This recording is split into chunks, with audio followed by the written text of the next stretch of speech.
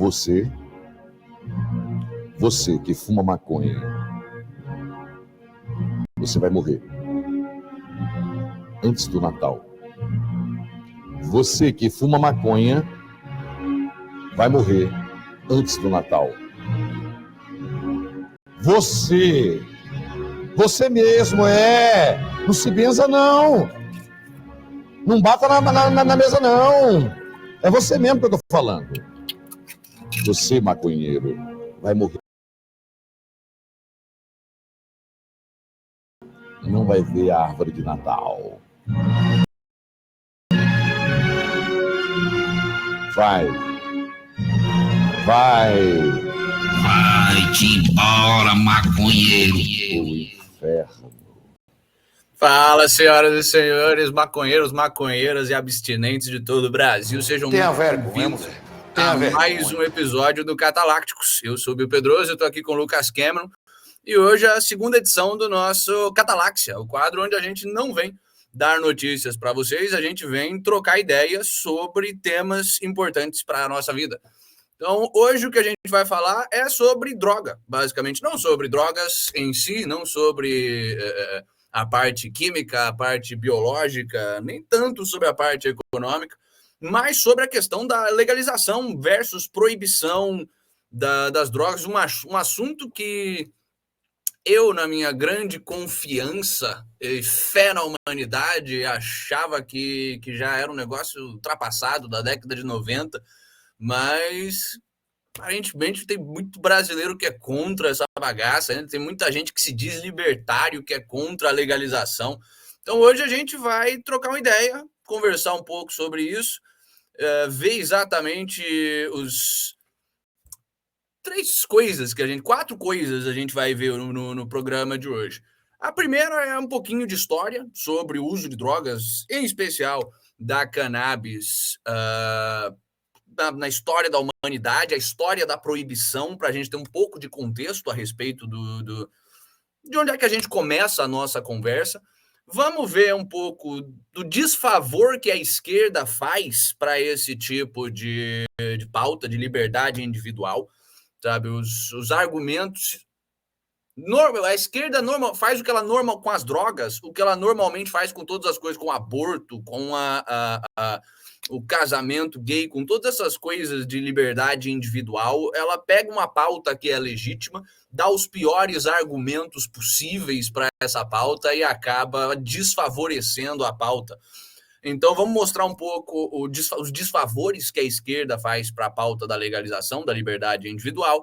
Vamos falar um pouco sobre o ponto de vista libertário mesmo, sobre a moralidade ou imoralidade da proibição e como isso reflete uma perseguição maior à liberdade individual, à liberdade do indivíduo de fazer escolhas. E vamos falar um pouco sobre os argumentos proibicionistas, que, infelizmente, a esquerda faz um espantalho, né? De fato, existem problemas severos relacionados à droga, sabe? Não adianta fingir, por exemplo, não adianta mandar aquela do Planet Hemp, né? Legalize já, porque uma erva natural não pode te prejudicar. Pois é, vai... sabe o que é natural também? Crocodilos. Crocodilos são naturais e te prejudicam. E toda urânio, droga... né? Urânio também, natural pra cacete, sabe? Então, assim... drogas fazem mal mesmo, se utilizadas em excesso. Tem drogas que não existe, que já são, em sua própria natureza, excessivas. Então, esse argumento utilitário, pseudocientífico, é bizarro e não adianta fingir que não existe uma questão do vício, não adianta fingir que não existe uma questão da violência, uma questão de agenda geral, sabe? Não adianta fingir que o narcotráfico não é um problema político a essa altura do campeonato. Então vamos olhar para os argumentos proibicionistas com honestidade e rebater, porque são, no fim das contas, argumentos bosta. Qualquer argumento que parta da premissa de que o Estado tem que punir crimes sem vítimas já está errado do começo. Só que, para a gente entender direitinho, temos que de fato olhar o argumento, né?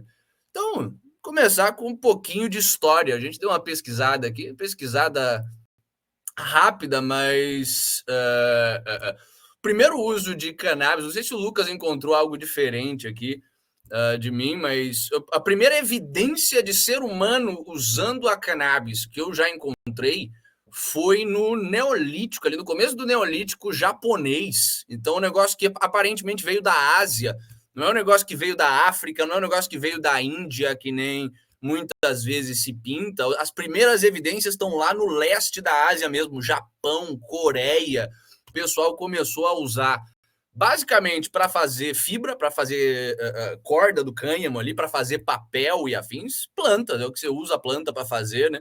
E eventualmente começou a queimar ali, talvez com o navio pegando fogo, não sei, e perceberam que batia uma onda, que dava um negocinho ali, e começou a se popularizar, porque o ser humano sempre usou droga. O animal, quando acha uma droga, até o elefante, o cachorro e afins, quando acha uma droga, tende a usar aquela droga. A gente tem vários exemplos disso no mundo animal. Isso não é um argumento moral. Cachorros, elefantes e afins fazem várias coisas que não são apropriadas para um ser humano, mas assim, animais têm uma certa curiosidade quanto a estados alterados de consciência. Você tem aquele lêmur lá na África que fica esfregando centopeia venenosa nele mesmo e fica chapadaço por horas ali. Os elefantes comendo a fruta da amarula é um problema na África, porque eles ficam bêbados e saem por aí destruindo coisa. Então, assim, mamíferos em especial, golfinhos ficam ali fazendo bullying com baiacu, mastigando baiacu para se envenenar um pouco. Então, a curiosidade sempre fez parte da gente enquanto espécie. É possível que não tenha nem sido um acidente ali na Ásia mesmo. O pessoal fuma coisas e eventualmente pegou o cânhamo, testou e viu que batia uma certa onda. Só que dessa descoberta ali no final no meio do Neolítico para como é que se diz? O uso sistemático demorou bastante. Aparentemente, isso vem da Índia. Você já se usava na China, no Japão e na Coreia por um tempo. Os indianos, sendo um povo talvez um pouco melhor que os chineses, coreanos e japoneses em termos de experimentação, civilização em geral, pegaram aquilo ali e em algum período, não sabemos, eu pelo menos não sei exatamente, mas no primeiro milênio depois de Cristo, o negócio estourou ali na Índia. Assim, você tem especulações. Nos Vedas se fala muito sobre a soma, nos livros, nas Bíblias hindus, basicamente, que são os Vedas, se fala muito sobre a soma, uma substância sagrada que o pessoal tomava para alcançar estados de consciência superior.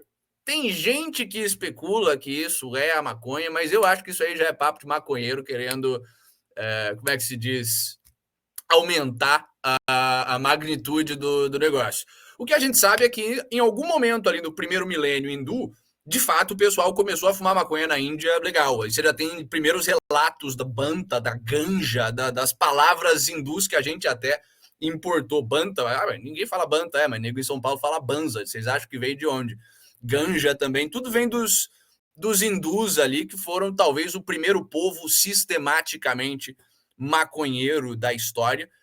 E mas é coisa de hindu, é coisa que é fora da cultura europeia, então é um negócio meio alien à cultura europeia, né? Não é. Aliás, o europeu também sempre foi um povo bem nóia.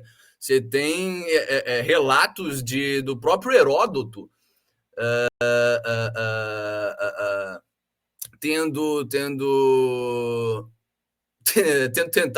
sendo a favor da proibição de um fumo estranho que estava por ali. Você tem relatos ali mais ou menos no século 800 de dácios, sítios, vários povos bárbaros europeus, trácios, depois de Cristo, não, antes de Cristo, vários povos ali europeus já usando esse negócio, e não são relatos só, são evidências arqueológicas. A gente, de fato, foi olhar coisa dos trácios e achou maconha queimada. A gente, de fato, foi olhar coisa dos dácios e achou maconha queimada. Os hindus levaram isso até a última potência ali. Aliás, como a gente está falando em drogas em geral, e não só em cannabis, os gregos eram famosos por baforar loló, sabe? O oráculo de Delfos era essencialmente um grande cilindro de lança-perfume que os caras transformaram em templo por séculos e séculos e séculos, sabe? O oráculo de Delfos, pouca gente sabe disso, mas o oráculo de Delfos era uma série de... Ele estava em cima de uma série de rachaduras na Terra, de falhas geológicas, que estavam em cima de canais subterrâneos de água em terra extremamente alcalina. Então, o que acontecia? A água passava ali embaixo e saía um vapor tóxico. E os caras, era esse vapor tóxico que os caras botavam os oráculos para ficar ali baforando, essencialmente. E isso foi uma grande parte da religião grega. Os gregos mascavam folha de louro também no oráculo de Delfos. Enfim, o europeu não é coisa de hindu. O europeu também sempre foi bastante nóia, então não tem por que a gente imaginar que quando chegou uma folha que o pessoal fumava e batia uma certa onda, houve alguma resistência dos pagãos. O próprio tabaco é um exemplo de que o europeu já estava... O tabaco, o café e afins, vamos falar disso, mas o europeu sempre gostou de adotar drogas de outros lugares. Depois de um certo tempo, ok, os hindus foram o primeiro povo sistematicamente canábico da história, só que existe um povo que talvez tenha levado isso à última instância. Curiosamente, o povo que proibiu o álcool, né? Quando você vai ali para o começo do segundo milênio depois de Cristo, 1200, 1300, ali na era abássida, onde o pessoal tinha, de fato, uma sociedade civilizada, o mundo islâmico ainda era civilizado, mais civilizado até, talvez, do que a Europa, talvez não, com certeza, naquela época, mas ali no mundo abássida era proibido você beber, como até hoje é na maioria do mundo muçulmano. E, curiosamente, os caras começaram a importar maconha da Índia e popularizou pra caralho aquilo. Foi que se criou o haxixe, que eles não fumavam, eles comiam naquela época. Era um povo bem estranho em termos do seu consumo de drogas. Mas por que a gente tá falando tudo isso? Aliás, só pra não parecer que é coisa de pagão, tá na tradição judaica essa bagaça também. Você já achou ali em templos judeus de 800 antes, templos judaicos, do povo de Judá, em 800 antes de Cristo, evidências de queima de cannabis para fins religiosos. Então, assim, por que a gente está falando tudo isso? Por que eu estou falando tudo isso? O Lucas está meio caladinho hoje. Mas por que eu estou falando tudo isso? Para a gente ter um ponto de partida apropriado para a nossa discussão moral. A moralidade não existe fora da história, a moralidade não existe fora de contextos concretos, ao contrário do que, sei lá, escolásticos e outras formas de racionalista por aí argumentam, mas para a gente entender que o ponto de partida, nesse sentido, para o ser humano, é a legalização de drogas. Na maioria dos aspectos da vida humana, a liberdade não é a norma. Sabe? Quando você está falando em economia, a liberdade nunca foi a norma. A propriedade privada é um negócio extremamente novo, que não existia até 300 anos atrás. E quanto mais o reconhecimento da ideia de que o seu corpo, em todas essas implicações possíveis, é sua propriedade, né? É sua propriedade, isso não existia. A ideia de liberdade de expressão, as pessoas dariam risada de você há 500 anos atrás. Em tudo que é parte da vida humana, a liberdade não é a norma.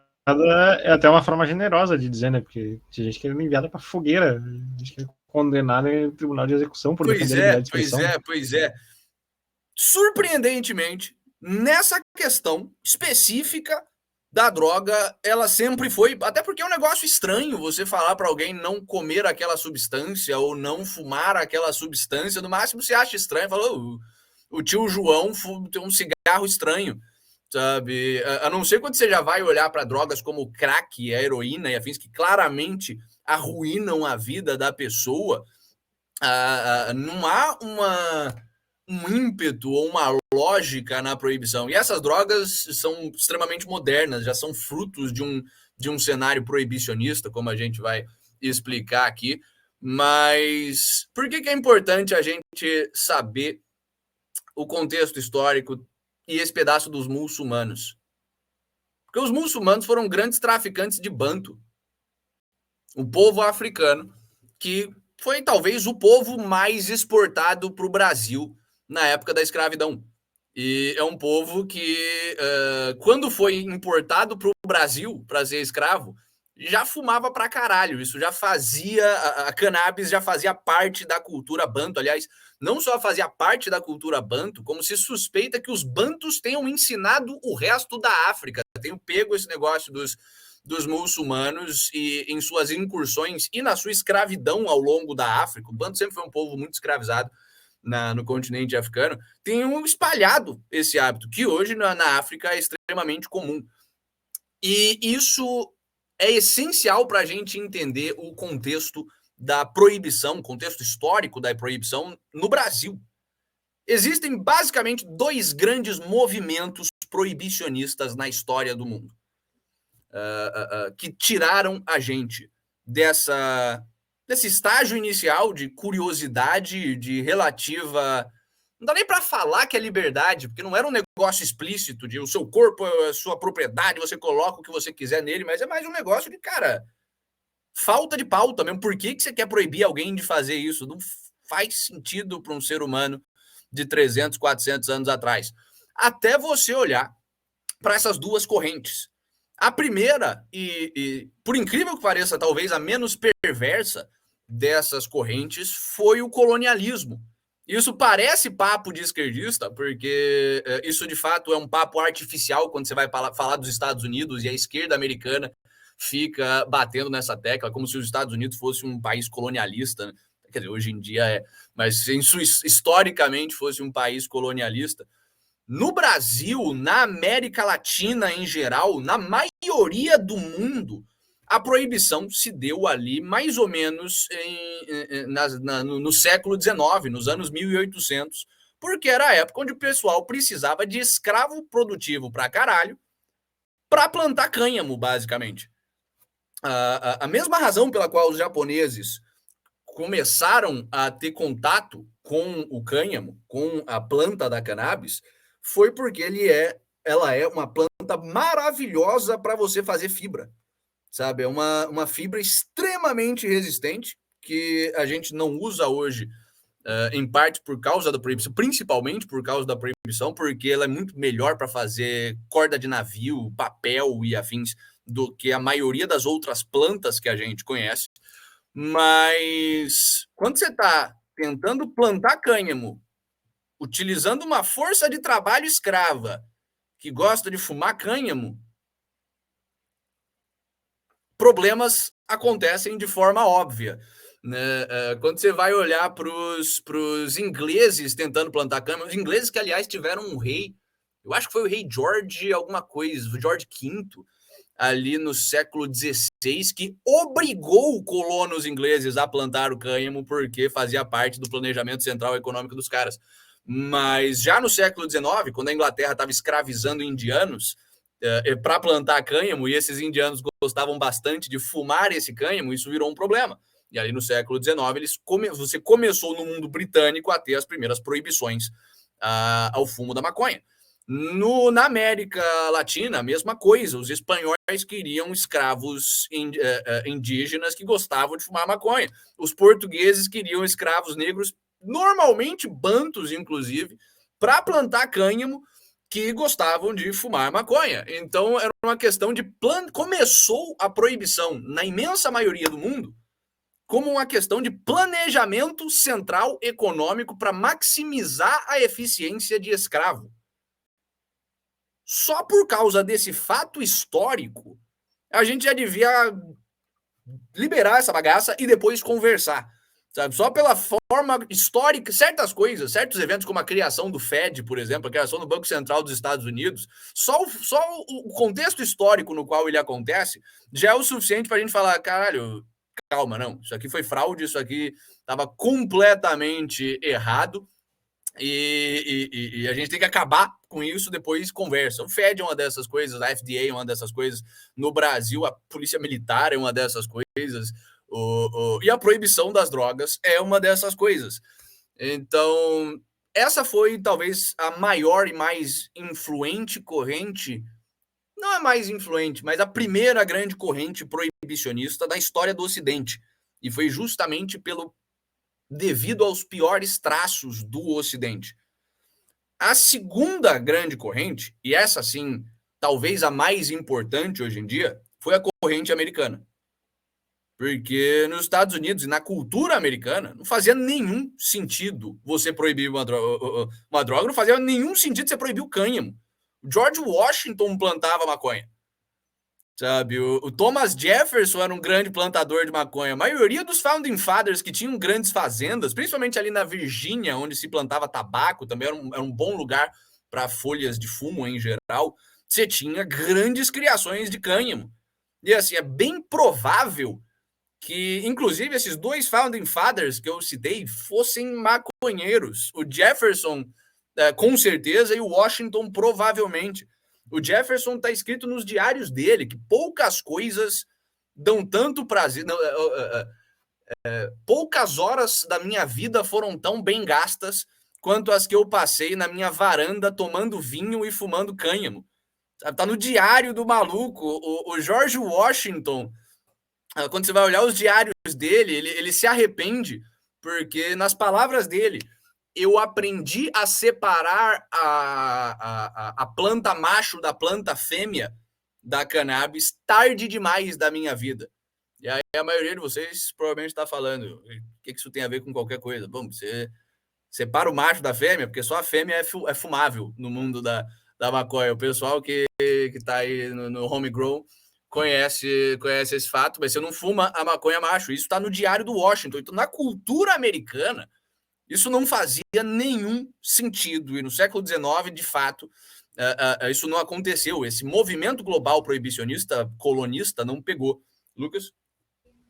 Na verdade, tem um outro precedente que não é relacionado ao vício específico em substâncias, mas que já começava a se formar depois da Guerra Civil Americana, uma tentativa por parte de grupos de grupos protestantes mais radicais americanos de proibirem o vício de forma geral, de forma generalizada, vício em jogos, vício em artigo, qualquer forma de compulsão.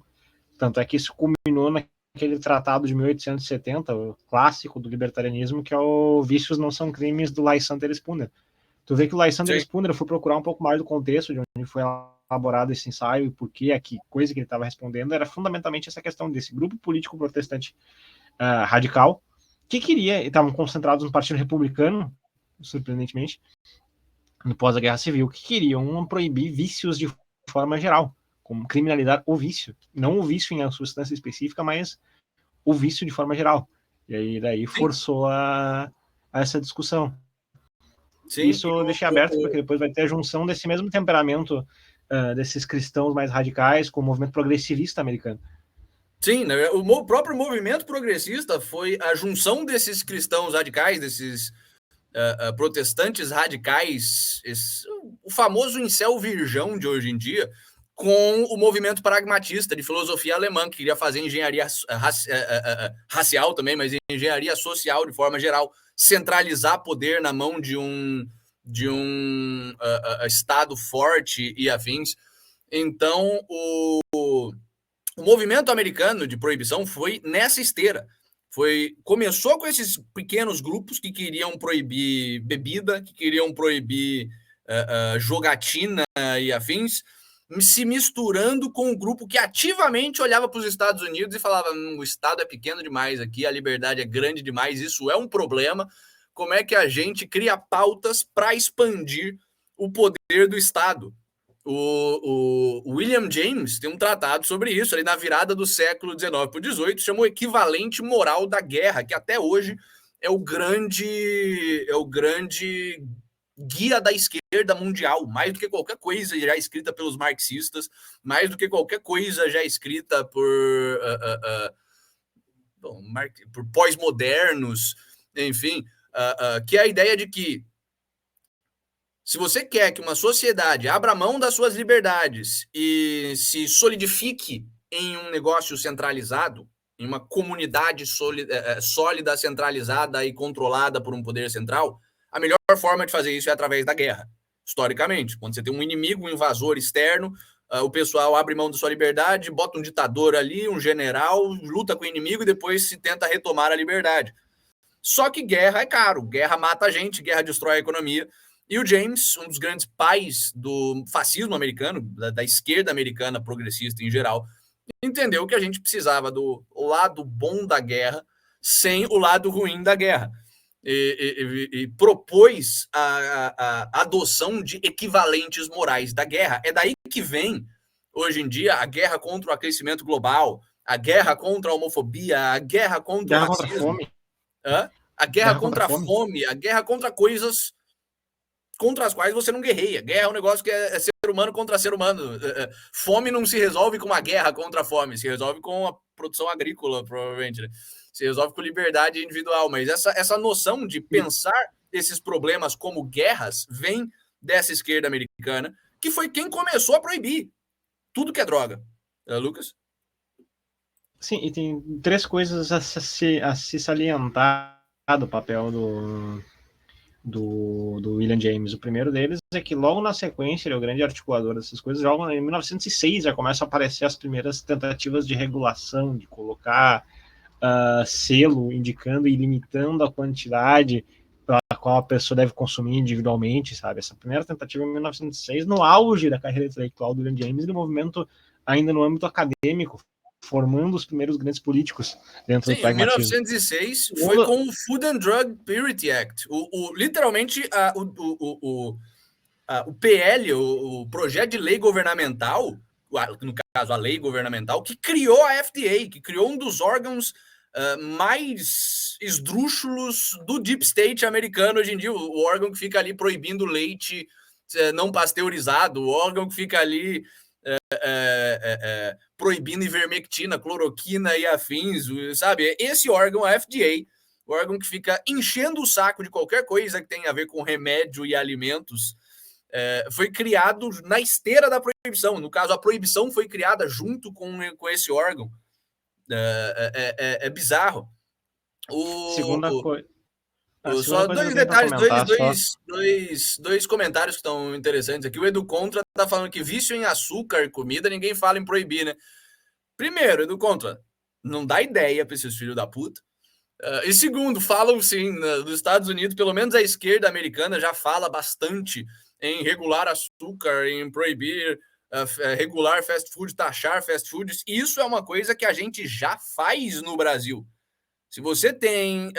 o fast food, ele já tem um imposto a mais no Brasil, porque ele é uma coisa não saudável. Então, o governo brasileiro, em especial, é louco para taxar todas as coisas que ele... Quer dizer, todas as coisas, a frase pode acabar aí, né?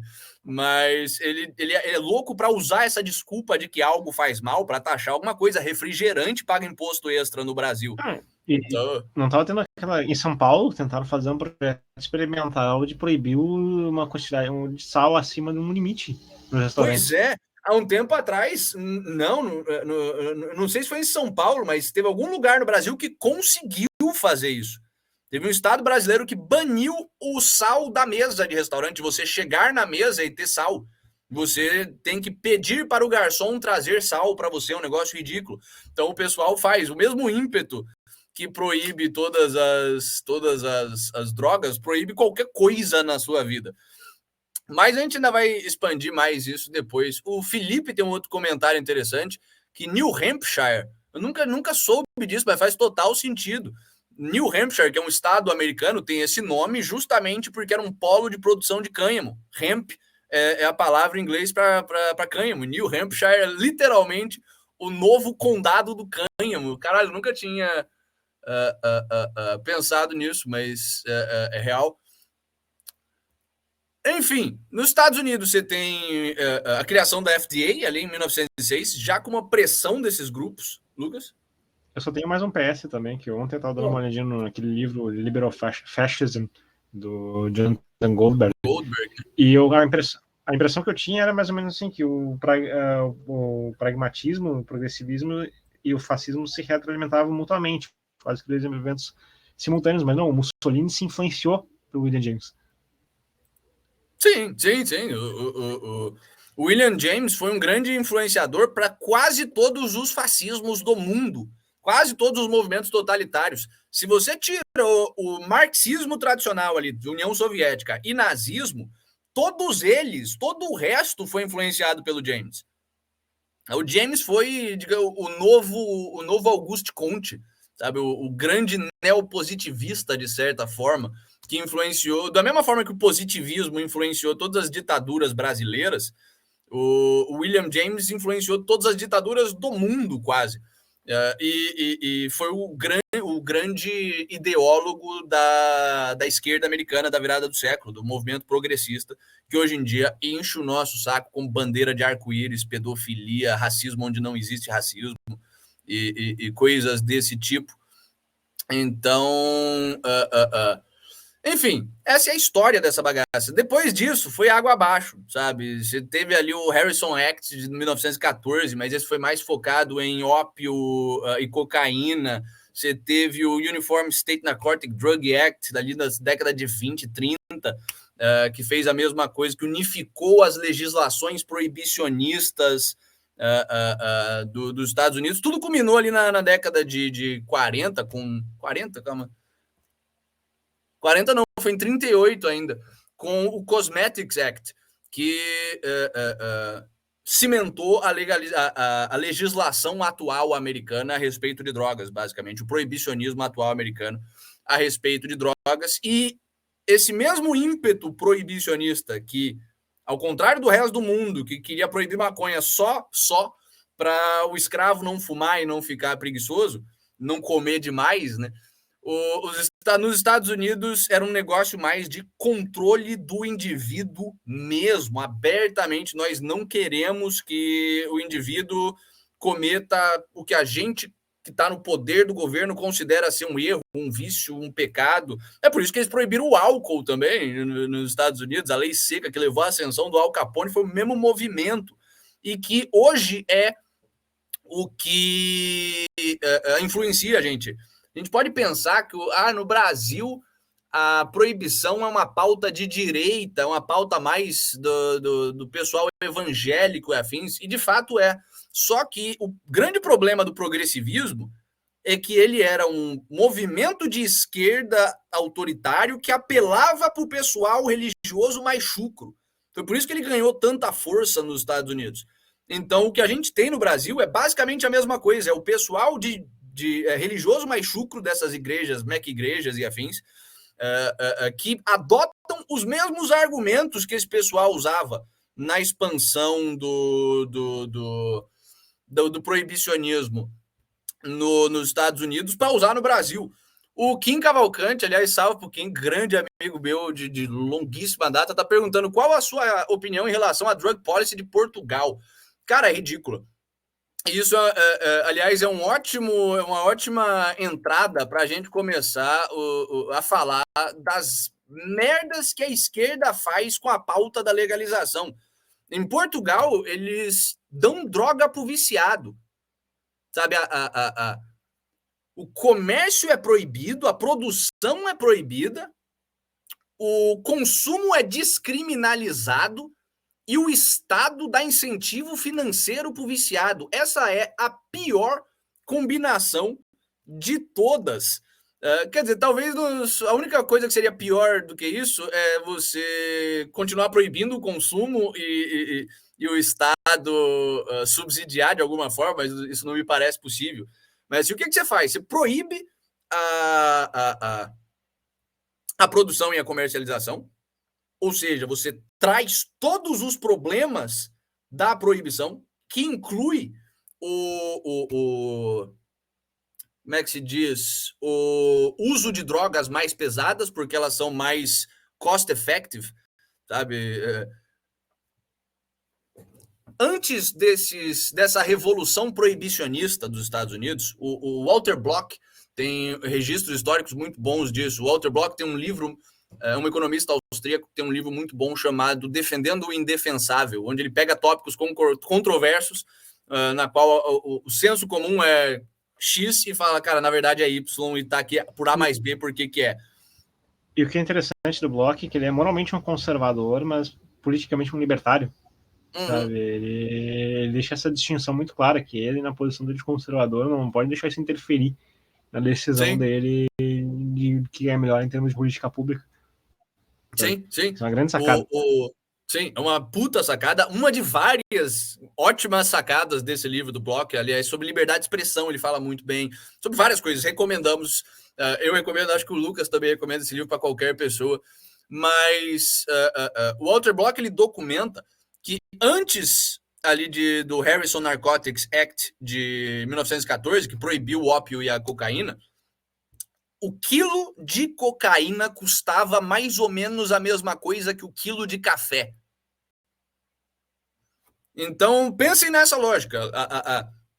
A droga, todas essas drogas, inclusive essas drogas pesadíssimas e abomináveis, de heroína e afins, são commodities.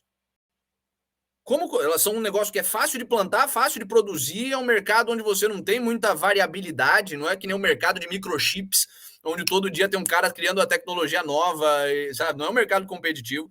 E como todo mercado de commodity, o preço tende a ser extremamente baixo. Então, o que você faz quando você proíbe a droga? Você pega um negócio que era extremamente barato e transforma um negócio extremamente caro. Considerando que esse produto vicia, o que você acha que acontece com a vida financeira do viciado?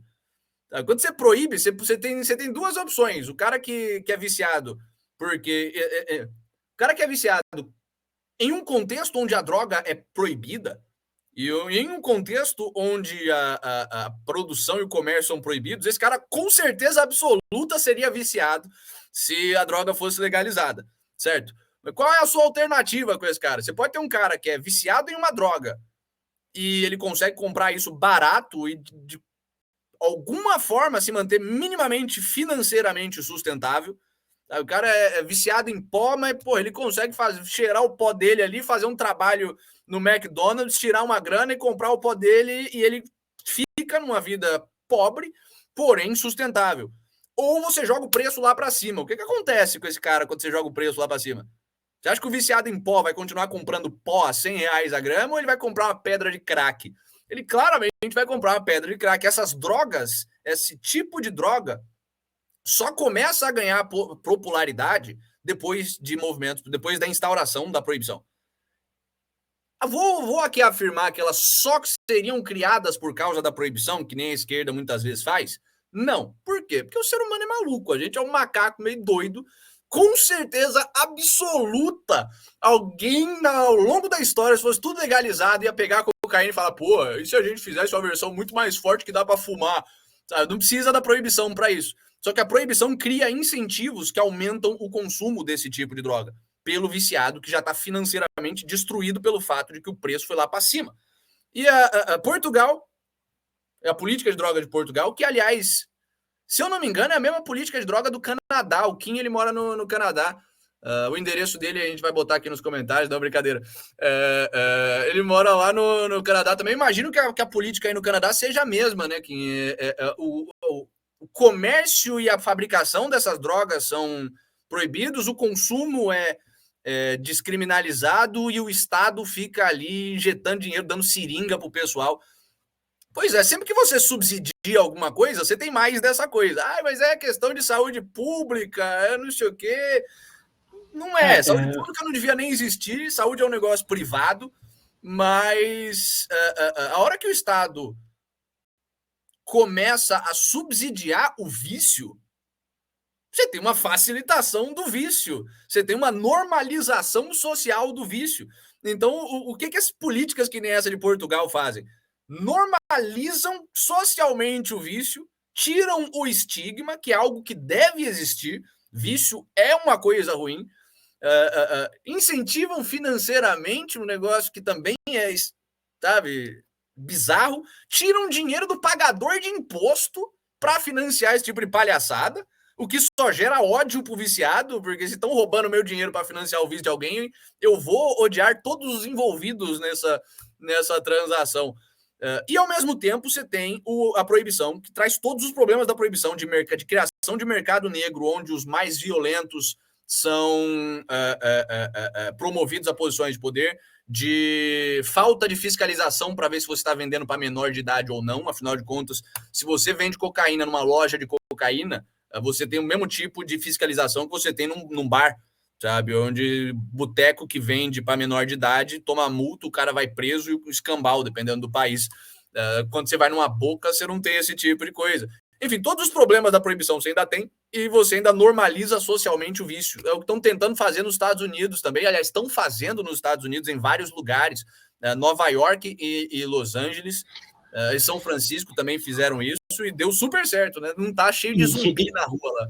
E que em se tratando de política pública no Brasil em relação a isso, é o que os intelectuaizinhos também estão propondo, sabe? Pois mais ou menos aquele modelo holandês também, de pegar o viciado, internar numa clínica e ficar dando crack para ele. Sabe? Pois essa é. Das O português é assim também. Em quase todo lugar na Europa, você fica dando metadona pro viciado em heroína a custo do pagador de imposto. Isso é uma coisa ridícula.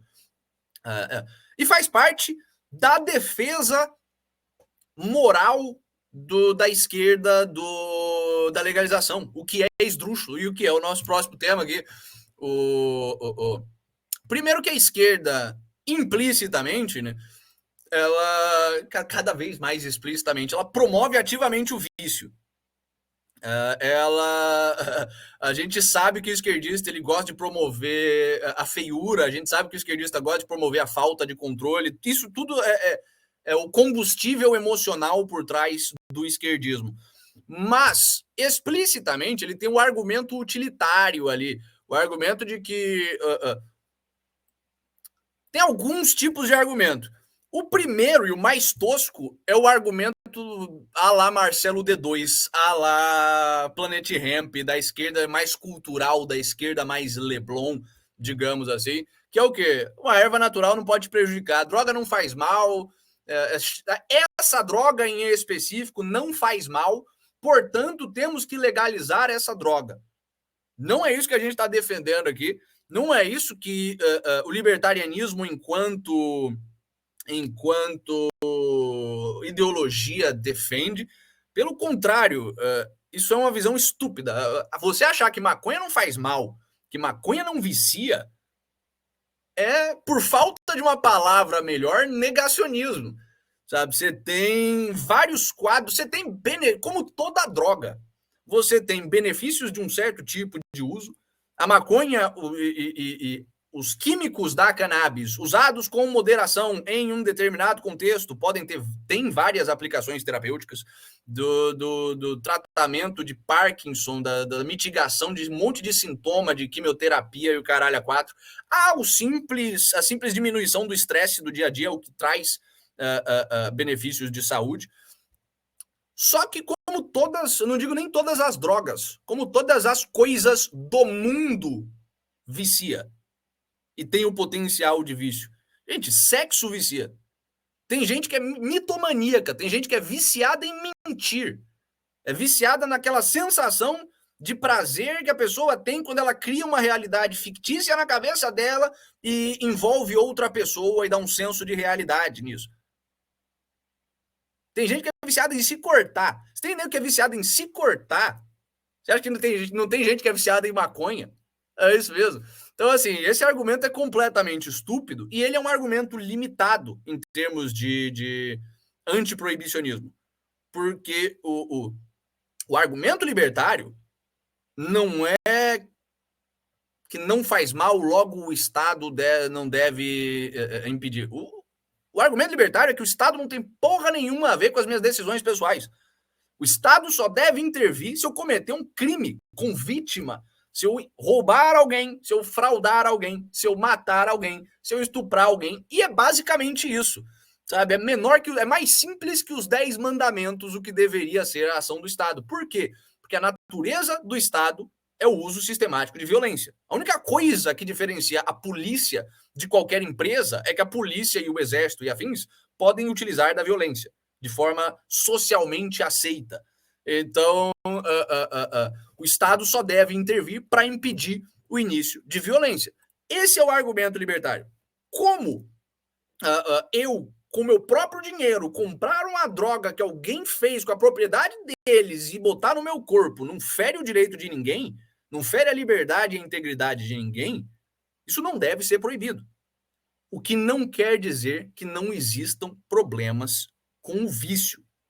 O vício é um problema. Isso é talvez o grande calcanhar de Aquiles do antiproibicionismo da esquerda. Falar que não faz mal. Quando você pega alguém que tem um caso de um viciado em crack na família e fala que deve legalizar porque não faz mal ou porque o Estado toma conta ou é um problema de saúde pública. Então, quando você pega alguém que de fato já teve contato com o vício na sua família em drogas e fala em legalizar sem levar em conta a natureza perversa do vício em drogas, você matou o argumento. Essa pessoa não vai nem te dar ouvidos. É um negócio que mostra que você não conhece a realidade do que você está falando. Mas até aí, cara, por que a gente não proíbe o álcool também?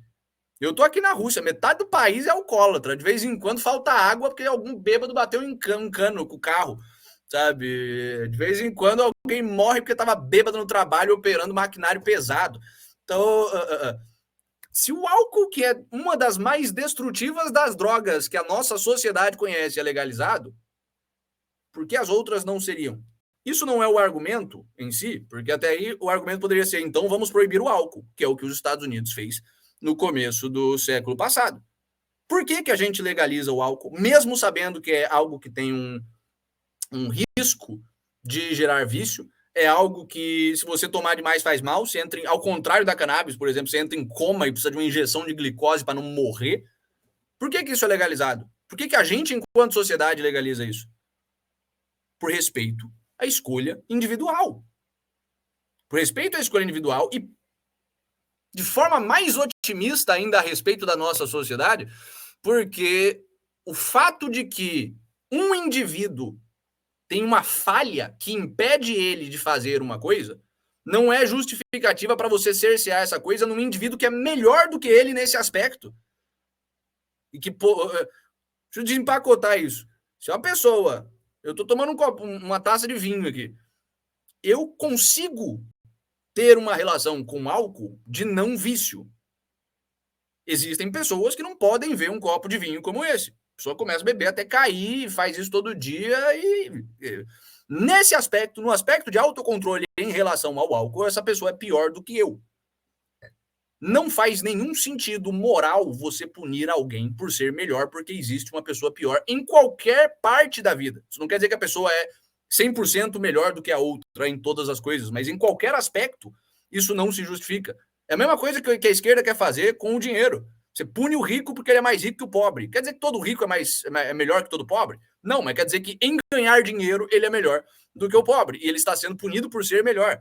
Você pune a pessoa bonita promovendo a feia, sabe? Toda essa é a lógica da esquerda que está por trás do movimento proibicionista no Brasil e no mundo. Temos alguns comentários interessantes aqui. Lucas? Num certo sentido, também tem outro fator, que a própria motivação, a intenção e a razão de ser, a forma como a esquerda, em especial a esquerda brasileira, fundamenta a legalização, a descriminalização, não considerando princípios. Primeiro, ajustando-se a um aspecto utilitário, sabe, ainda mal formulado, porque não é pautado na realidade. Não são argumentos assim, não, essa aqui não faz tanto mal quanto outras, então essa aqui libera, como você pontuou. Segundo, que ela tem interesse em manter essa cadeia produtiva toda ferrada, porque boa parte dos financiadores dela são narcoestados, sabe? Como o caso da Venezuela, fundamentalmente, da Colômbia, fundamentalmente, que tem o interesse em explorar essa cadeia produtiva. E terceiro, que sim, ela aposta na debilidade mental, é a vontade de buscar o deteriorado para oferecer para ele uma solução política que seja entregar sua liberdade, sua autonomia para a esquerda poder administrar. Acho que o caso mais clássico e mais ridículo ao mesmo tempo é o do coletivo Craco Resiste, já que estamos falando na Cracolândia agora, recentemente, que é um coletivo de esquerda vinculado a certos partidos, como o PSOL. Os caras têm os dois símbolos, dois cachimbinhos e ficam lá fazendo serviço social para cracudo, na Cracolândia. Pois é. Sabe, isso é o tipo de coisa que não pode existir. O cracudo, primeiro, que ele não tem nem que estar na rua. Ele tem que ser internado compulsoriamente. Aliás, o Kim estava falando isso, que a governadora da província... Ele mora numa província mais conservadora lá no Canadá. Se é que isso existe, conservadorismo no Canadá. É um puta país dessojado que ele foi escolher morar. Mas farpas são trocadas, cai na mão. A governadora da província dele quer implementar um ato para permitir a internação compulsória, coisa que não existe em nenhuma outra província do Canadá. Isso junta com a pergunta do Edu Contra aqui no Rumble. E no caso do crack, no caso de uma droga onde não existem indivíduos capazes de lidar com o consumo sem viciar, e que esse vício gera comportamentos violentos. Vamos voltar para a pergunta do Kim daqui a pouco, mas a gente precisa primeiro esclarecer o que é o vício. Essa forma de pensar que está por trás da pergunta do Edu Contra, e aí nenhuma ofensa ao Edu Contra, sempre um prazer ter ele aqui no programa, mas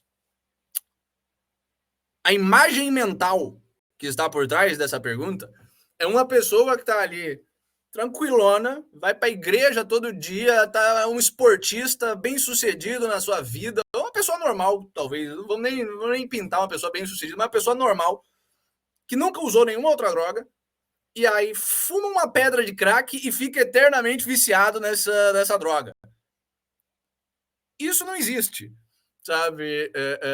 Ninguém tem o crack como a sua primeira droga, e ninguém não viciado em cocaína usa crack. Fumar crack é comportamento de viciado em cocaína e viciado pesado, sabe? Então,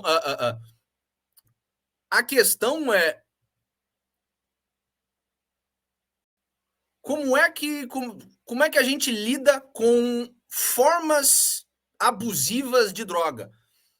E a resposta é legalizando do mesmo jeito, porque o problema não é a droga, não é a pedra de crack, é o vício do cara.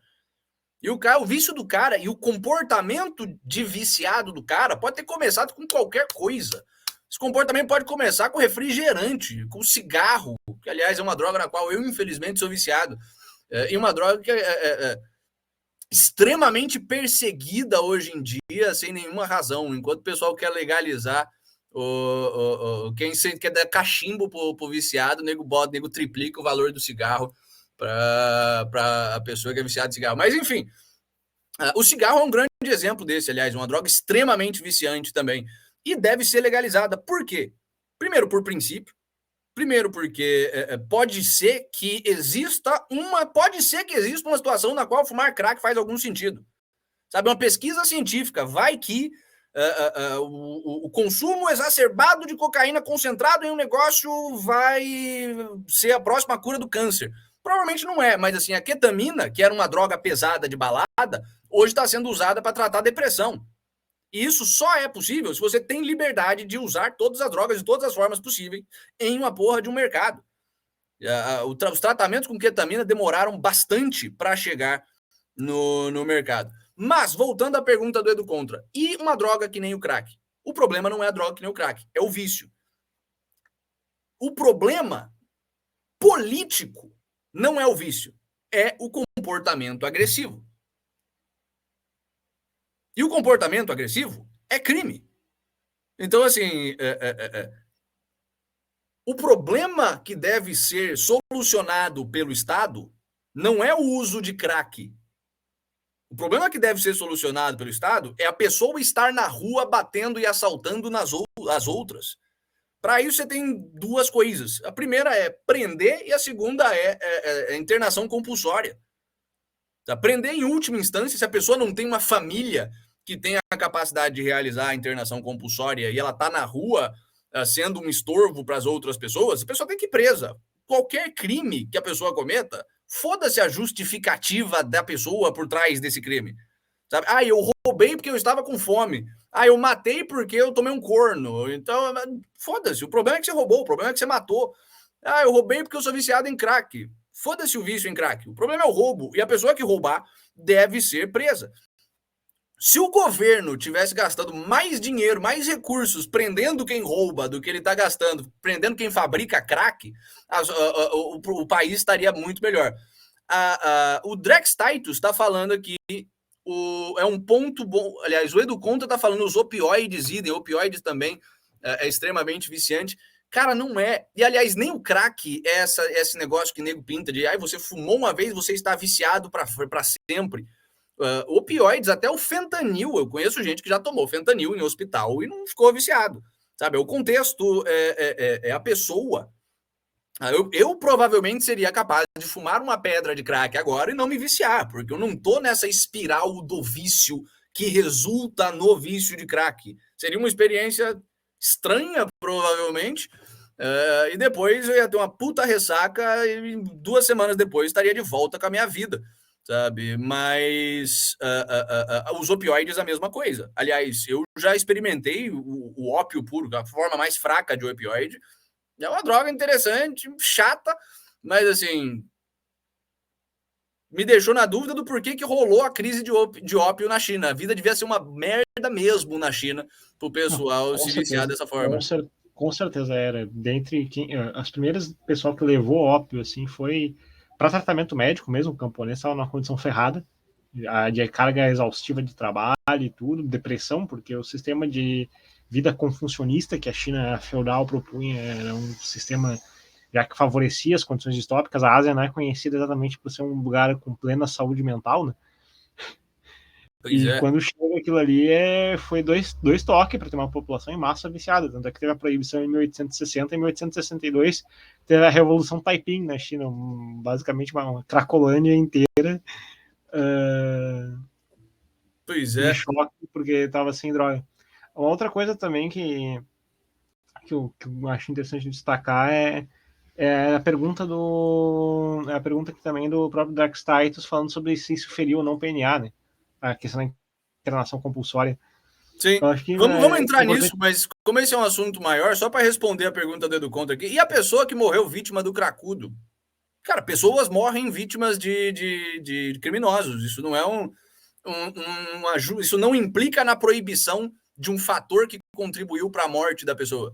As pessoas morrem por atropelamento, não é por isso que a gente proíbe o carro. Pessoas morrem assassinadas com armas, facas e afins, não é por isso que a gente proíbe a arma.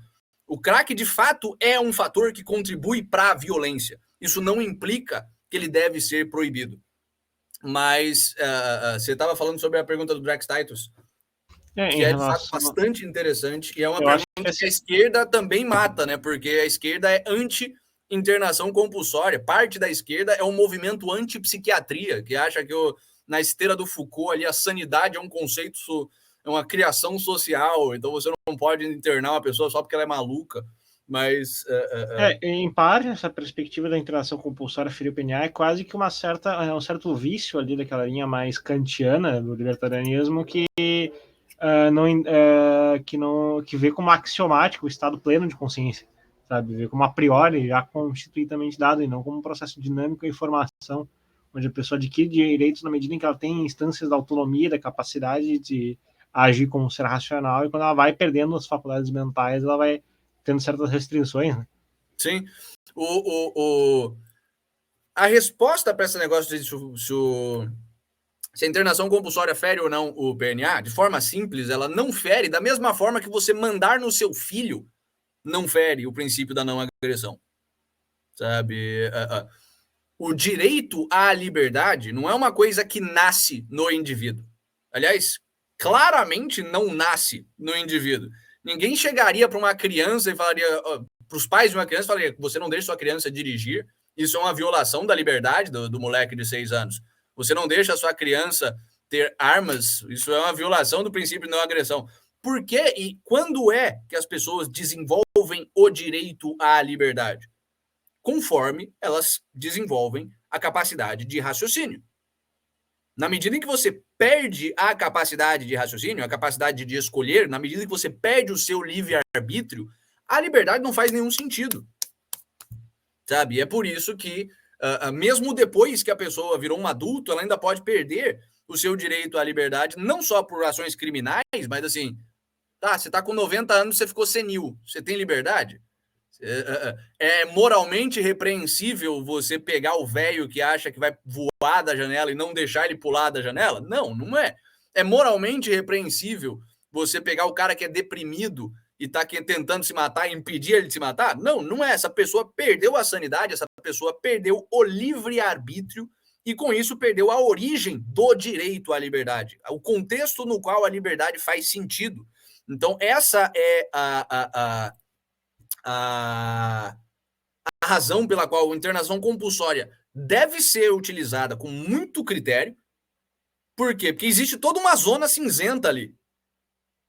Quando se eu matar essa garrafa de vinho aqui e ficar bêbado, eu posso ser internado compulsoriamente? Sabe? Em certos lugares, talvez no mundo muçulmano, alguém falasse, sim, claramente, olha o quanto essa pessoa está bebendo, isso é um caso de alcoolismo, ele não tem mais a capacidade de escolha. O erro deve ser sempre para o excesso de liberdade, quando você tem uma zona cinzenta. Mas existem situações na qual a insanidade fica aparente e óbvia. Sabe? Se você tem um indivíduo conversando com a sua geladeira, é meio óbvio que sistematicamente é meio óbvio que tem alguma coisa de errado ali. Se você tem um indivíduo sair pelado correndo no meio da rua, é óbvio que essa pessoa não tem mais a capacidade de discernimento. Então, a internação compulsória é bem importante, não só importante, como essencial à manutenção da liberdade. Porque é através da internação compulsória que você trata a pessoa e como é que se diz? Restaura a faculdade de livre-arbítrio e, portanto, restaura a liberdade dela. Mas esse argumento que ignora o vício, digamos que é o argumento mais tosco da esquerda. Você tem um argumento mais utilitarista ali, que é, mas a proibição não diminui o consumo, a proibição só cria a violência. Não adianta proibir. Seria legal se ninguém utilizasse, seria legal a proibição se ela funcionasse, mas como ela não funciona, então a gente não deve usar. Aliás, é o argumento que eu vi o Cortella, aquele imbecil que passa por filósofo no Brasil, utilizando esses dias em algum lugar na internet. Mas falar que a proibição não diminui o consumo, falar que a proibição não funciona, é ignorar completamente a realidade. Sabe? Você vai falar que a proibição ao assassinato não funciona também? Porque ainda existe gente que mata os outros? Não. A proibição, nenhuma medida estatal, ainda que fosse legítima, como a proibição do assassinato, tem 100% de eficácia. Poucas coisas na vida têm 100% de eficácia. Tem gente que dá um tiro na própria cabeça e vive. Sabe? Então, assim, poucas coisas têm 100% de eficácia. Se o critério para uma coisa ser aceitável ou não é 100% de eficácia, a gente não vai fazer nada, a gente vai ficar na cama, esperando a morte que eventualmente virá com 100% de eficácia. Mas a proibição funciona. Proibição a drogas, por mais que isso seja tabu de falar para a esquerda, a proibição das drogas funciona da mesma forma que a proibição ao assassinato funciona. Tem pessoas que querem matar o suficiente para matar alguém, mesmo com todos os custos e riscos que lhes são impostos pelo Estado. Tem gente que está disposta a cheirar pó, mesmo com todos os custos e riscos que lhes são impostos pelo Estado. Isso não quer dizer que você não tem uma margem de pessoas aqui E, pô, se pó fosse legalizado, eu ia aprovar, mas como não é ilegal, eu não quero ir para uma boca, eu não vou provar essa bagaça. Funciona. Essas pessoas não consomem a droga. O problema não é utilitário, o problema é moral. O problema como é que se diz? O problema não é que é uma coisa boa que não funciona. O problema é que é uma coisa ruim e ela funciona. Então, mais um dos delírios da esquerda, esse negócio de que a proibição não funciona, e mais uma das coisas que talvez de propósito, conhecendo a relação da esquerda com o narcotráfico, seja um impedimento a uma conversa séria sobre a legalização de drogas. O argumento é moral, e o argumento moral é relativamente simples. Eu sou um indivíduo soberano sobre a minha vida, sobre o meu corpo, e eu tenho o direito de colocar nele o que eu quiser. Ah, mas isso é ruim? Quem é que deu a autoridade sobre o meu corpo para outra pessoa? Essa é a grande questão, que muitas vezes não entra na cabeça do proibicionista. O proibicionista vê esses argumentos toscos da esquerda, identifica que eles são toscos, que eles não conseguem responder à pergunta, aos questionamentos da direita proibicionista. Só que todo o argumento deles é ruim para você. Cara, quem disse que é ruim para mim? Normalmente quem fala esse tipo de coisa nunca experimentou drogas. Sabe? Tem drogas que são fundamentalmente essenciais para o funcionamento da nossa sociedade hoje em dia. Sabe? Ah, mas qual? O café, porra. Vai fazer a economia contemporânea rodar sem café. Proíbe o café para você ver o que acontece com a produtividade do indivíduo. Vai pro saco. E o café não existia na nossa sociedade até a grande revolução das drogas do século XIX, que foi quando a gente começou, o mundo começou a ficar cada vez mais interligado economicamente, e as pessoas começaram, cigarro, cocaína, café, e as pessoas foram experimentando para ver o que funciona e o que não funciona, o que é bom e o que é ruim. E é nesse processo de descoberta de drogas boas que é essencial para a gente evoluir enquanto espécie até, que você tem os problemas de vício. E o fato de que certas pessoas se tornam viciadas em drogas que são até majoritariamente ruins em sua natureza, não quer dizer que outras pessoas têm uma relação boa com essa droga, não possam ter. Tem gente que é viciada em café e se fode. Isso quer dizer que as outras pessoas também não podem usar café? E se a relação for o contrário? E se você tiver, por exemplo, uma minoria de pessoas para a qual a cocaína é que nem o café, enquanto para a maioria de pessoas ela não é? Você vai justificar, pegar essas pessoas para a qual a cocaína funciona e impedir elas de exercer a sua liberdade, porque para a maioria das pessoas não funciona? Para a maioria das pessoas tem um efeito danoso? A mesma coisa com esteroides. Sabe? Tem gente que não tem maturidade para usar esteroide, vai na academia, injeta esteroide no pescoço, na porra toda, para ficar grandão. Tem gente que precisa tomar esteroides porque tem problema hormonal. Para certas pessoas, certas drogas fazem bem. Para certas pessoas, certas drogas, em certos contextos, em certas quantidades, fazem mal. A questão é, como é que a gente vai descobrir isso? Como é que se dá o processo de descoberta de quais drogas são boas para quais pessoas? Isso vai estar na mão do Estado, que vai de forma coletiva fazer uma pesquisa e olha, o café é muito legal para a maioria das pessoas, então vamos legalizar o café. Opa, a cocaína é muito ruim para... Cara, o Estado não tem condição nem de não ser deficitário. E você vai deixar isso na mão do Estado, um negócio que é essencial para a evolução da psique humana? Óbvio que não. A única forma apropriada disso acontecer, desse processo de descoberta de quais drogas são boas, quais drogas são ruins, em qual medida, em qual cenário, é a liberdade. É você ter um monte de gente adulta escolhendo quais os riscos que elas querem tomar para ter acesso aos benefícios de quais drogas. Sabe? Toda vez que alguém prova uma droga nova, existe um risco naquilo ali.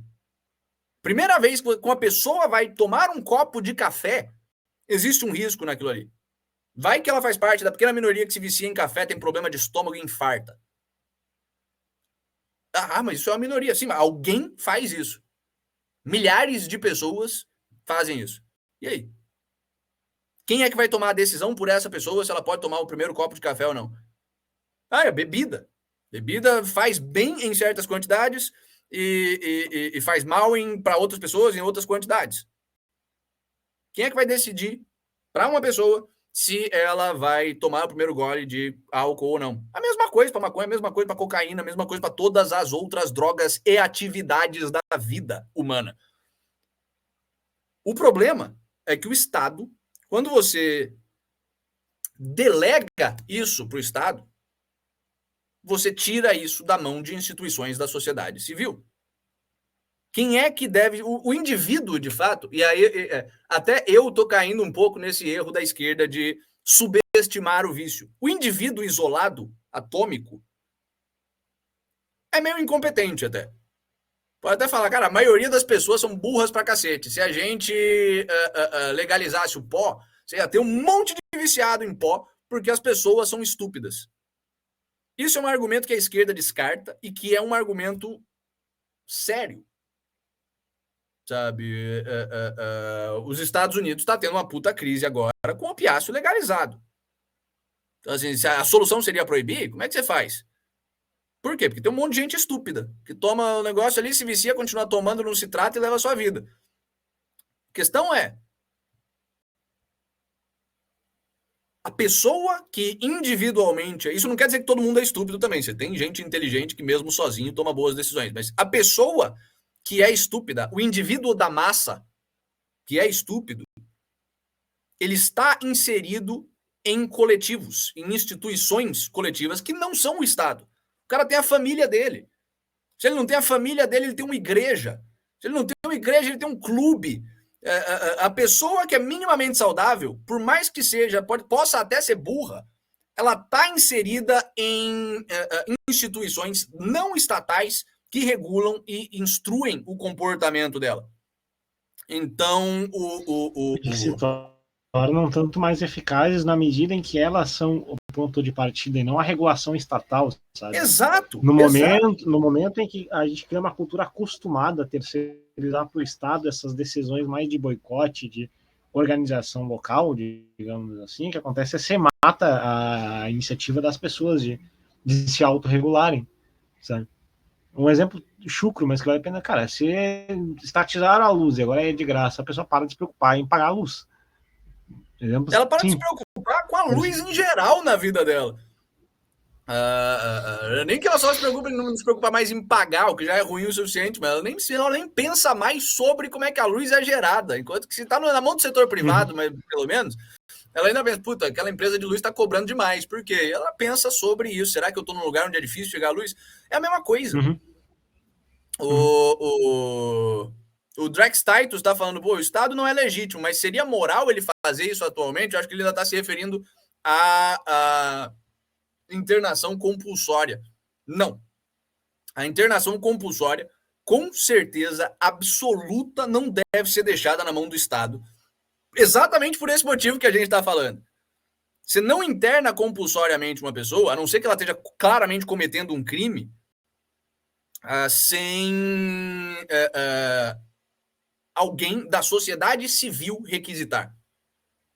O pessoal pensa, e a esquerda normalmente vende essa imagem, tem aquele filme imbecil brasileiro acho que com o Rodrigo Santoro, do Bicho de Sete Cabeças, mas dá a imagem de que se você legalizar a internação compulsória, você vai ter o Estado saindo e prendendo todo mundo que ele não gosta, chamando de louco, o que de fato aconteceu na União Soviética, por exemplo, como se a União Soviética precisasse de razões para prender, de justificativas para prender pessoas. Né?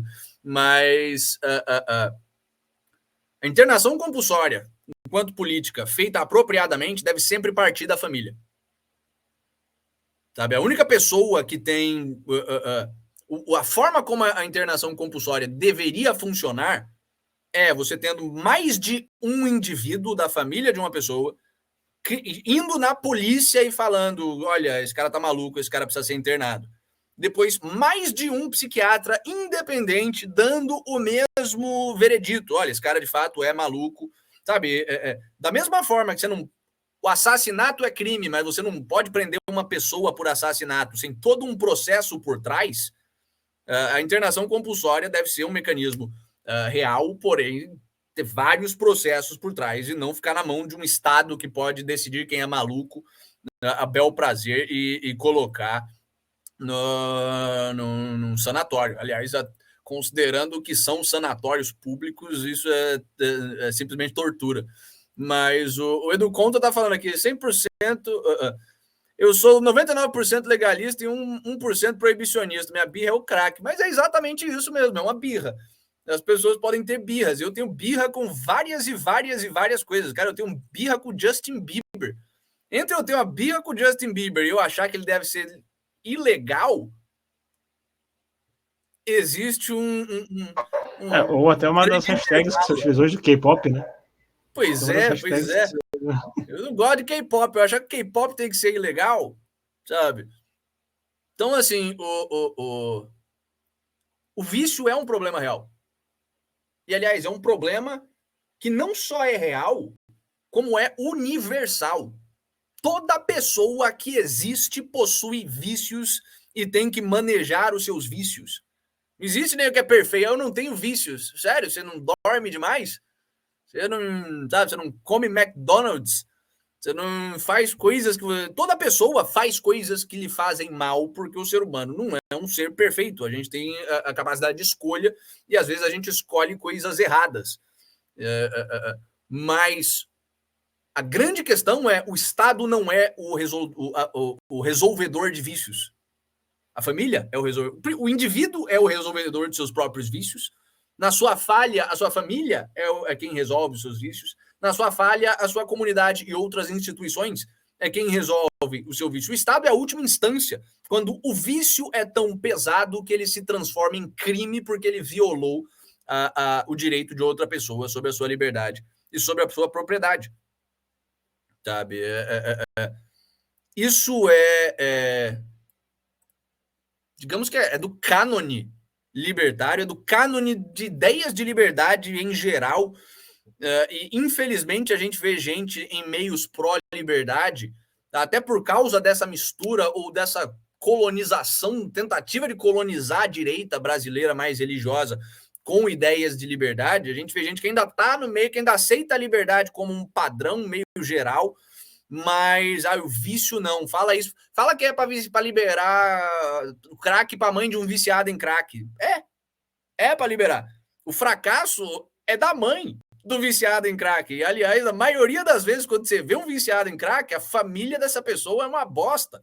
Às vezes, não. Às vezes, a pessoa é uma pessoa bem emerdecida mesmo, e apesar de uma família decente, foi pro mundo das drogas. Ou, às vezes, a pessoa tem, cara, uma doença mental severa, e aí sim isso é bem complicado, porque a pessoa que tem uma doença mental severa, muitas vezes é incontrolável para a família, aí já é uma situação meio diferente, mas a pessoa normal nem se vicia em uma droga que nem o crack. O problema é a doença mental que não foi tratada pela família. É uma situação complexa, mas um outro argumento que eu vejo da direita e que é interessante, da direita proibicionista, que beleza, a liberdade individual pode ser... a liberdade individual pode ser um valor. Aliás, se eu não me engano, eu vi o Benê Barbosa falando isso. Benê Barbosa, que é uma pessoa que, no geral, é extremamente admirável. Eu acho que ele, se eu não me engano, posso estar, olha aí, caluniando uma pessoa à toa, mas se eu não me engano, num evento que eu organizei lá na Getúlio Vargas, onde a gente chamou o Benê Barbosa, ele falou que ele era a favor da legalização das drogas como princípio, mas que no estado atual no qual o Brasil se encontra, na qual a gente tem um crime organizado gigantesco, que é envolvido com o tráfico de drogas, não dá para a gente legalizar as drogas, porque isso daria força para o tráfico. Na verdade, o argumento esse do daria força para o tráfico eu já ouvi, mas o argumento do Benê Barbosa foi até melhor, é que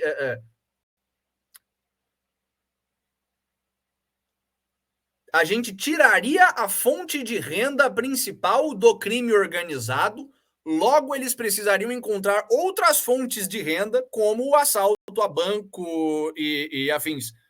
Por que esse argumento que é razoável, parte de um ponto razoável, ainda está errado? Primeiro, porque um erro não justifica o outro. Sabe? Bill, por que você fuma crack? Pô, eu já uso heroína, então dá heroína pro crack? Não, caralho, não. Um erro não leva ao outro. Um erro não justifica o outro. O segundo é que, por mais que,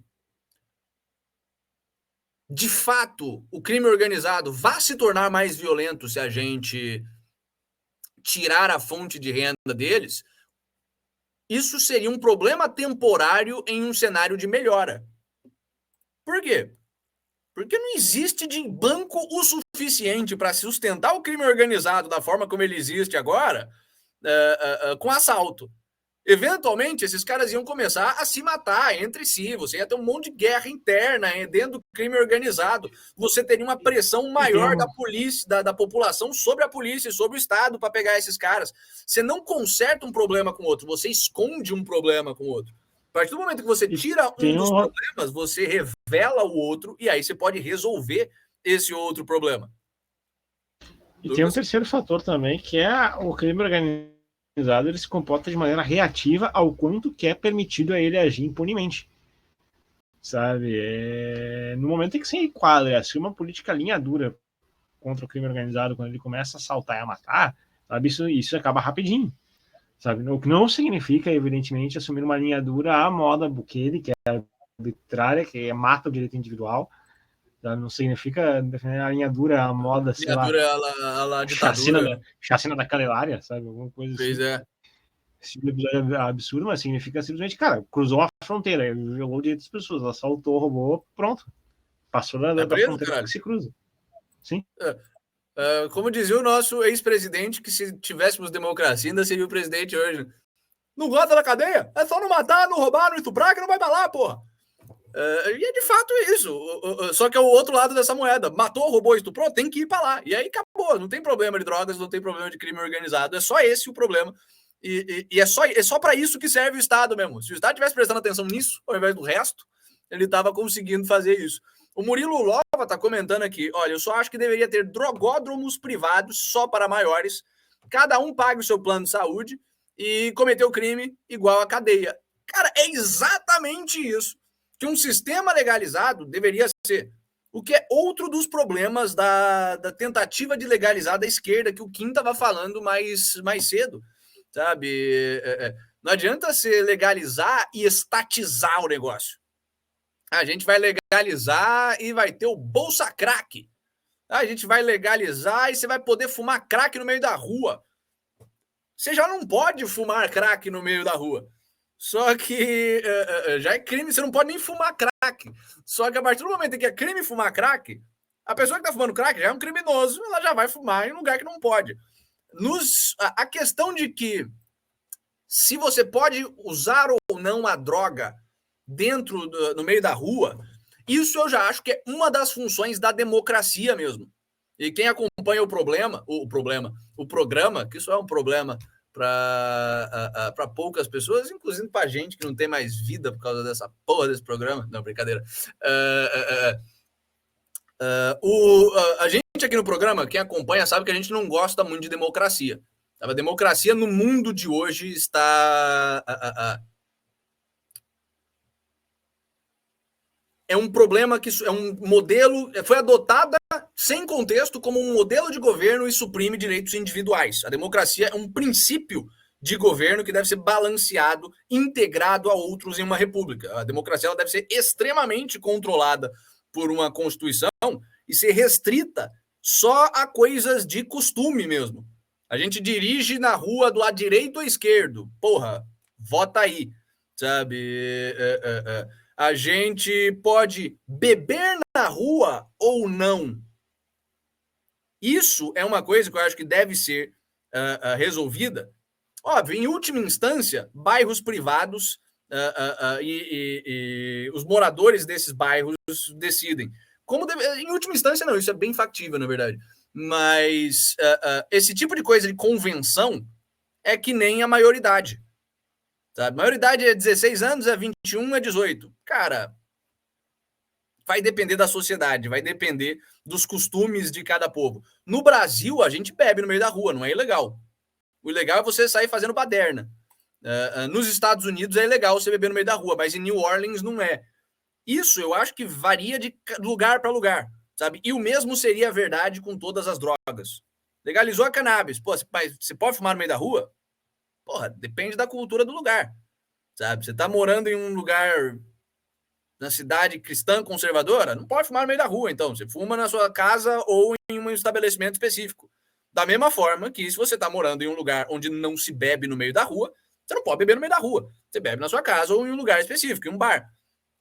E isso seria verdade para todas as drogas. Tendo o mínimo de confiança na espécie humana, a gente não deixaria ninguém ficar fumando crack no meio da rua. Se a pessoa fizer isso, ela vai presa. Mas provavelmente você teria uma cidade de cracudos em algum lugar do mundo que o pessoal vai falar: crack, foda-se, fuma aí, sabe? Então, isso eu acho que o clube de consumo privado, como o Felipe está colocando aqui, é um bom termo. Clube de consumo privado, na verdade, é um modelo inferior.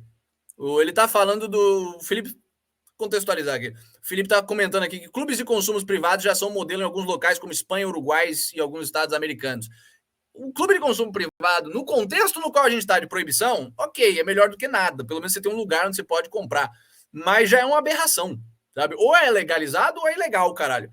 É ilegal, mas se você se registrar em uma organização, aí você pode, dentro dessa organização que tem um aval estatal, você pode comprar um negócio. É uma atrocidade jurídica que a gente conseguiu fazer para driblar o Estado em alguns lugares. Mas... E recai no mesmo problema de começar a ter esses esquemas de corrupção, começar a ter o fiscal que vai lá e diz aqui está inapropriado, mas molha aí um pouquinho. Sabe? Exato. Esses pequenos inconvenientes que também violam a propriedade privada, né? Inclusive dos organizadores do espaço privado. Exato. O que o Murilo Lova está falando do drogodromo, eu acho que é o limite. Você não pode, de forma alguma, impedir alguém de consumir drogas em um estabelecimento privado. Seja a casa dela, seja um estabelecimento comercial no qual alguém vende essa droga. Sabe? Aí, se você fora disso pode, aí é questão de povo para povo, bairro para bairro, lugar, comunidade para comunidade e seus costumes locais. E esse é um dos grandes problemas do Estado. Ele pega os costumes locais, que são a forma como, através da qual a gente evolui enquanto espécie, enquanto civilização, que é o quê? Cada povo tentando um negócio ali, aí um fracassa, vê que deu errado aqui, o outro já aprende, e a gente vai experimentando coisas enquanto comunidades, e centraliza. Agora só tem um costume, o costume brasileiro, e se virem aí. E se o Estado adotar um costume ruim, todo mundo paga, sabe? Só que olha só, o Educon tá falando, essa solução resolveria a questão do crack sem a proibição, me convenceu. Olha só, esse programa não foi em vão. Temos a nossa primeira boa notícia, o nosso primeiro fruto a partir desse programa. Mas, de fato, o problema nunca é a droga. O problema não é a droga no nível metafísico, sabe? Isso aqui é álcool. Não existe nada intrinsecamente ruim com essa substância. Nem intrinsecamente bom. Sabe? Se eu quiser, eu posso pegar essa substância e jogar no meu ouvido. Não vai me fazer bem. Posso pegar essa substância e jogar no meu olho. Vai arder pra cacete. Ou eu posso pegar essa mesma substância e esterilizar uma ferida. Legal? Ou eu posso beber e me divertir. Legal? Sabe? Metafisicamente não existe nenhum problema com drogas. Moralmente, não existe nenhum problema com a droga. O problema é sempre o vício. O problema está sempre na personalidade da pessoa, assim como com armas, assim como com carros, assim como qualquer outra coisa. Politicamente, não existe um problema com drogas, e juridicamente. O problema está com o crime. E socialmente também. Não existe o problema com drogas, existe o problema da inadequação em um contexto social. Existe o problema de você estar ali, cara, fumando cracudo, fumando no meio da rua. Se você está fazendo isso na sua casa, beleza. E o cara que O cara que vai fumar no meio da rua, ele vai fumar crack no meio da rua, não importa o que você vai fazer.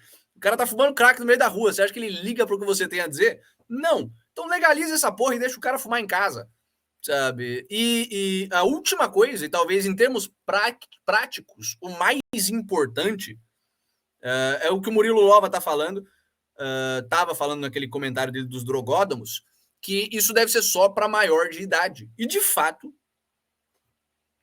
deve ser só para maior de idade. A questão é qual é a maioridade para cada droga. Isso é uma conversa extremamente complexa que a gente precisa ter enquanto sociedade. Até sobre o álcool, sabe? 18 anos e esse modelo de maioridade é um negócio ridículo. Eu comecei a beber com 6 anos. Como assim? Eu comecei a beber com 6 anos. Eu comecei a encher a cara sozinho no bar com os meus amigos com 6 anos? Não. Primeira vez, quando eu tinha 6 anos, meu pai pegou um copo de cerveja e falou, toma um gole aí. Eu dei um gole, não gostei, achei uma bosta, amargão, e nunca mais bebi até os 10, sei lá. Mas, porra, com, sei lá, 7, 8 anos, um gole de vinho. Opa, peraí. Nenhuma criança morre porque toma um gole de vinho. E a ideia de que você vai ter uma pessoa que usa 0 drogas e aí ela atinge essa idade arbitrária e agora ela pode usar todas as drogas de forma irrestrita é o grande problema dos Estados Unidos, sabe? É uma terra na qual a pessoa ela não pode beber nem com os pais até os 21 e aí debateu o 21, toma aí armas, álcool, todas as coisas que você possa querer na sua vida e vai pro mundo, criança. E os caras fazem coisas imbecis, morre um monte de jovem todo ano, porque não tem nenhum autocontrole. E até no âmbito do costume agora, assim, é uma coisa que é uma coisa de observação de senso comum, sabe? O jovem que começa a aprender a beber com os mais velhos, pais e avós, tem muito mais controle e tem muito menos tendência a usar do álcool de maneira viciosa do que o adolescente que vai lá, se junta com um bando de colegas, ninguém sabendo o que tá fazendo, comprando um kit na surdina ali e enchendo a cara, sabe? Existe um limite para isso, da mesma forma que existe um limite para o pai bater no filho. Sabe? O pai que a criança faz uma merda, ele pega a criança, dá 2 tapas na bunda, ele não está cometendo abuso parental. Ele adotou uma certa forma de pedagogia. Sabe? O pai que chega em casa e soca a cara da filha até sangrar, não existe pedagogia, isso é crime. Ele está estragando a criança, contribuindo para a morte da criança. E no meio dessas duas coisas, existe toda uma zona cinzenta onde a gente precisa discutir qual é o limite da porra o cinto, será que já é abusivo? Cara, acho que não. Acho que é um negócio, é uma estratégia burra que traumatiza a criança, mas não sei se é crime. Não acho que deveria ser crime. Como sempre, pecar pro lado da liberdade. A droga é a mesma coisa. Sabe? Você pegar o seu filho de 6 anos e dar um cachimbo de crack para ele falar, vai moleque, voa, claramente não é uma estratégia pedagógica. Claramente não é uma tradição familiar, é só negligência e abuso parental mesmo. Agora, do outro lado, você tem essa questão do álcool, que eu tenho certeza absoluta, por experiência com essas drogas, que se aplicam à questão, por exemplo, da cannabis e da psilocibina, do cogumelo alucinógeno. Aliás, são 2 drogas que, com certeza, eu vou apresentar de forma saudável para os meus filhos quando eu tiver filhos. A cannabis está provavelmente tudo na mesma idade ali, com os 17, 18 anos, quando o moleque tiver já com o corpo mais formado, mas se for mulher um pouco mais tarde, ali com uns 20, 21, mas cara, a ideia de uma idade definida pelo Estado também é meio estúpida. O que é interessante é limites pelo Estado. Há esse processo de pedagogia, de criação da criança. Você não pode chegar e dar uma garrafa de vodka para uma criança de 8 anos. Você não pode, ao mesmo tempo, você não pode, sendo o pai, chegar para o seu filho de 30 anos e falar, você não pode beber. Sabe? Existem limites de mínimo e máximo que se pode fazer e toda a zona no meio deve ser deixada livre. O do Conto tá mandando aqui a espuminha da cerveja. Pois é, exatamente, a espuminha da cerveja. Toda criança que tem pais minimamente legais já provou a espuminha da cerveja. Você começa a ser introduzido a essa droga dessa forma, sabe? E enquanto civilização, enquanto sociedade, a gente precisa descobrir o que fazer contra as drogas, sabe? Cocaína é uma droga que eu já experimentei, não gosto e não recomendaria para os meus filhos. Mas, primeiro, para outra pessoa com outra estrutura de personalidade, pode fazer algum sentido. Cannabis é algo que eu apresentaria para o meu filho com uma certa idade. E aí? Onde é que a gente acha o limite para isso? E a questão deve ser sempre, pecando pela liberdade, respeitar a liberdade dos pais de introduzir coisas para os seus filhos. Basicamente isso. E por fim, tem só uma última coisa que é fundamental também de esclarecer. Primeiro, algumas coisas que a gente está falando no erro esquerdista, né? Na narrativa, nas fanfics que a esquerda cria. Dentre elas, eu acho que é só uma breve menção rápida, é aquele próprio livro que eu estava lendo mais cedo, do cara que se propõe a fazer uma teoria revolucionária para explicar o problema da drogadição nos Estados Unidos, o começo da guerra às drogas, onde ele atribui fundamentalmente ao Nixon, ignorando todo esse contexto que desde a primeira metade do século XX já se estava tendo progressivas medidas de proibição, passando pelo álcool, passando pelo aumento da taxação progressiva em cima da maconha para inviabilizar o consumo. E ele fala que não, o contexto ali foi porque o Nixon é um cara racista e ele tem uma parte de opressão sistemática para perseguir preto. E essa é uma coisa que corre, é uma coisa que vem correndo também no âmbito do debate da droga no Brasil, sabe? De como lidar juridicamente, por causa dessa mesma palhaçada que a gente tratou no primeiro episódio. Mas no Brasil faz sentido. O problema é que nos Estados Unidos não faz sentido histórico isso. No Brasil, de fato, é verdade. A proibição no Brasil começou como uma medida racista, como uma medida escravocrata. Nos Estados Unidos não foi esse o caso. Aliás, os Estados Unidos já tinha uma cultura de fumar maconha grande, a ponto de alguns pais fundadores terem mexido com a droga, sabe? No Brasil, não. É um daqueles casos na qual... É um dos raros casos onde não é a esquerda brasileira importando uma ideia merda dos Estados Unidos, ou uma ideia que até pode fazer sentido nos Estados Unidos, mas não faz sentido no Brasil, que nem aquele negócio que a gente viu do... Você já viu um negro nadando? Porque nos Estados Unidos, de fato, isso foi um problema, porque negros não tinham acesso à piscina. No Brasil, não, porque a gente tem a Bahia, o Rio de Janeiro e outros lugares cheios de negro que tem mar público. Mas é um caso contrário disso, do americano pegando um negócio que faz sentido em outros lugares, que faz sentido na maioria do mundo, inclusive, mas não faz nenhum sentido nos Estados Unidos em específico. Mas, cara, acho que é isso, né? Por hoje, desse assunto, eu acho que já deu. Acho que o pessoal trouxe muita coisa interessante, mais até do que a gente tinha preparado. É isso aí. Dá para encerrar o programa.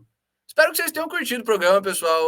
Deixa o like aí, se inscreva no nosso canal. Se você está assistindo pelo YouTube, para de ser bunda mole, sai dessa porra dessa plataforma e vem pro Rumble. É isso aí. Entrem no nosso chat do Telegram também, que a gente vai disponibilizar o Vícios Não São Crimes e o Defendendo é Indefensável. São livros que estão indo público já. Boa. É isso aí. Então, até segunda-feira, pessoal. E deixem aí nos comentários que especial que você quer que a gente faça. Sabe, a gente tá com esse negócio dos especiais agora, de pegar temas para abordar, para conversar. Deixa aí nos comentários o que você quer que a gente faça, que possivelmente a gente faz. É isso aí. E até segunda-feira, Catalácticos, todo dia, das 6 às 7h30, aqui no Rumble.